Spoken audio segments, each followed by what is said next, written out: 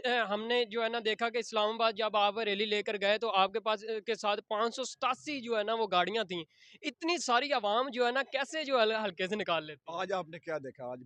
बिल्कुल, हमने देखा कि आज तो बहुत ज़्यादा एक जम्मे गफ़ीर था, बल्कि जहाँ तक जो है नज़र जा रही थी, हमें जो है ना अवाम ही अवाम नज़र आ रही थी। हम ये चाहते हैं कि ये पीटीआई का वर्कर है या तारक महमूद बाजवा मैं साहब का है? मैं आपको गौर की बात बताऊं। जी, मैं इन सब लोगों से, जो गरीब लोग हैं, इनसे प्यार करता हूं। क्या कहने? वो मुझसे मोहब्बत करते हैं। आज भी इतनी बड़ी रैली है, मेरा एक पाई भी खर्च नहीं हुआ। जी, जो भी बंदा आया अपनी कन्वेंस पे आया। हर बंदे ने अपने बंदों की टेक केयर की है।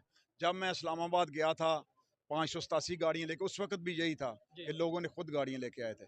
इसलिए जब अल्लाह पाक हमें टाइम देता है, मैं 2008 में 8 से 13 तक एमपी रहा हूँ, 13 से 18 तक।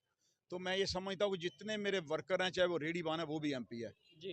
और उन्हें मुझे मुझे मिलने के लिए किसी चौधरी की चिट की ज़रूरत नहीं होती। और मैं अवामी